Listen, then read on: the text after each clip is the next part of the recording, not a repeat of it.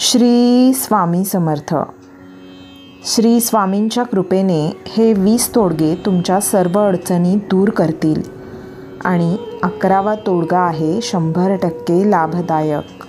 Number 1, रात्री तांब्याच्या पेल्यात पाणी भरून डोक्याजवळ ठेवा व सकाळ झाल्यावर बाहेर फेकून द्या. नंबर 2, शिक्षक किंवा मंदिरातील पुजाऱ्याला पिवळ्या रंगाचे कापड दान करावे.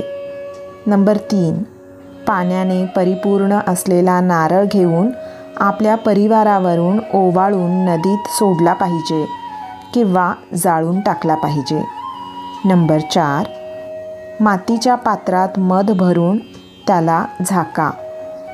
नंबर 5, नेहमी आपल्या खिशात एक चांदीचा चौकोनी तुकडा ठेवा, त्यामुळे आपली तिजोरी भरलेली असते.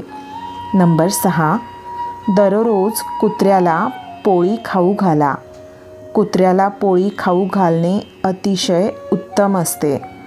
नंबर 7, नेहमी आपल्या घरात देशी गूळ ठेवा. गूळ वेळोवेळी खात राहा व आपल्या परिवारातील सदस्यांनाही द्या. नंबर 8, पिंपळ, वड, निंब, केळीच्या झाडांना नित्य नेमाने पाणी घालायला हवं. नंबर 9, सफाई कर्मचाऱ्यांना काही नाणी दान करावे. नंबर 10, पक्षी, मुंग्या, गाय, कावळा, कुत्रा इत्यादी प्राण्यांसाठी अन्न व पाण्याची व्यवस्था जरूर करा. नंबर 11, चांदी किंवा तांब्याच्या ग्लासामध्ये पाणी पिणे लाभदायक असते. नंबर 12, वाहत्या पाण्यात रेवडी व बताशे वाहू घालावेत. नंबर 13, बुधवारच्या दिवशी कन्यांना हिरव्या रंगाचे वस्त्र व बांगड्या दान करा. नंबर 14, स्वामींच्या केंद्रात जाणे व सकाळी तारक मंत्र म्हणणे. नंबर 15, वास्तुदोष मिटवण्यासाठी कापूर खूप शक्तिशाली मानला जातो. जिना, टॉयलेट किंवा दरवाजा कुठे वास्तुदोष असेल तर त्या ठिकाणी एक कापूरवडी ठेवली पाहिजे. नंबर 16, कपाळावर चंदन किंवा केसरचा टिळा लावला पाहिजे.